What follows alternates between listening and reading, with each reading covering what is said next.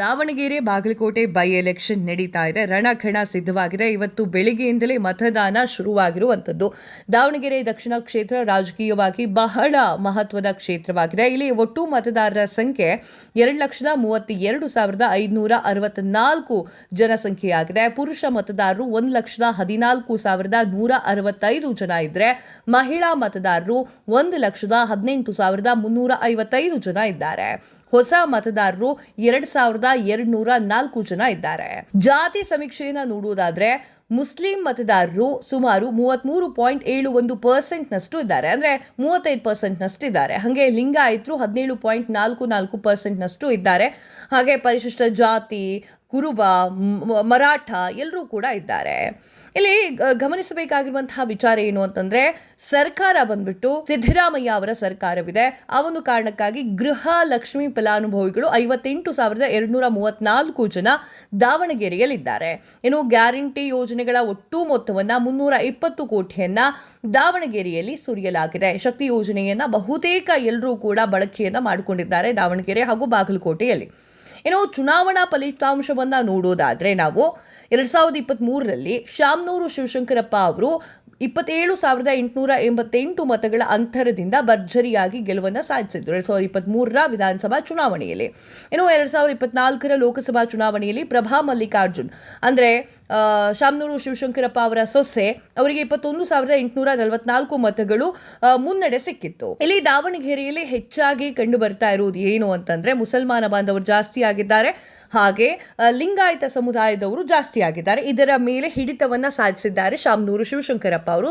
ಆ ಒಂದು ಕಾರಣಕ್ಕಾಗಿ ಸಮರ್ಥ ಮಲ್ಲಿಕಾರ್ಜುನ್ ಅವರಿಗೆ ಇದು ತುಂಬಾ ಈಸಿ ಗೆಲುವು ಆಗಬಹುದು ಅಂತ ಅನ್ಸುತ್ತೆ.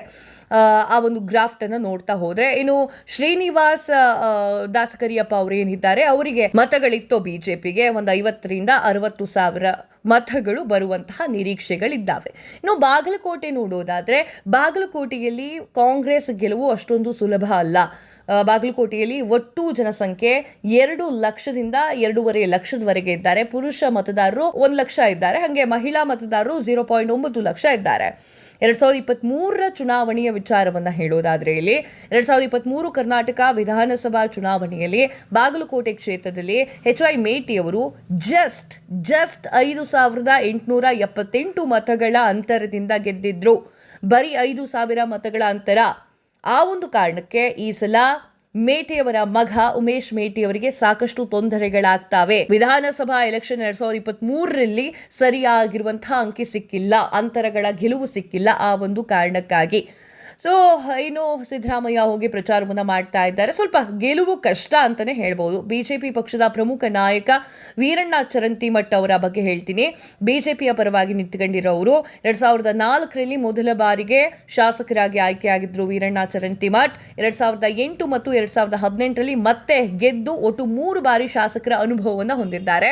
ಆದ್ರೆ ಉಮೇಶ್ ಮೇಟಿಯ ಬಗ್ಗೆ ಮಾತನಾಡಬೇಕಾದ್ರೆ ರಾಜಕೀಯ ಅನುಭವಗಳು ಸಿಕ್ಕಾಪಟ್ಟೆ ಕಮ್ಮಿ ಇದೆ. ತಮ್ಮ ತಂದೆಯ ಹೆಸರನ್ನ ಬಳಸಿಕೊಂಡು ಬರ್ತಾ ಇದ್ದಾರೆ ಎನ್ನುವಂತಹ ಮಾತು ಜಾಸ್ತಿ ಕೇಳಿ ಬರ್ತಾ ಇದೆ. ಬಾಗಲಕೋಟೆಯಲ್ಲಿ ವೀರಣ್ಣ ಚರಂತಿಮಠ್ ಗೆಲುವನ್ನ ಸಾಧಿಸುವಂತಹ ಸಾಧ್ಯತೆಗಳು ಹೆಚ್ಚಾಗಿದ್ದಾವೆ. ಒಟ್ಟಾರೆ ಹೇಳಬೇಕು ಅಂತಂದ್ರೆ, ದಾವಣಗೆರೆ ದಕ್ಷಿಣ ಜಾತಿ ಸಮೀಕರಣ ಮತ್ತು ಗ್ಯಾರಂಟಿ ಯೋಜನೆಗಳ ಪ್ರಮುಖ ಪಾತ್ರವನ್ನ ವಹಿಸುತ್ತೆ. ಬಾಗಲಕೋಟೆಯಲ್ಲಿ ಅನುಭವ ಹೊಂದಿರುವಂತಹ ನಾಯಕರು ಮತ್ತು ಹೊಸ ಮುಖಗಳ ನಡುವೆ ಪೈಪೋಟಿ ಕಂಡುಬರುತ್ತೆ.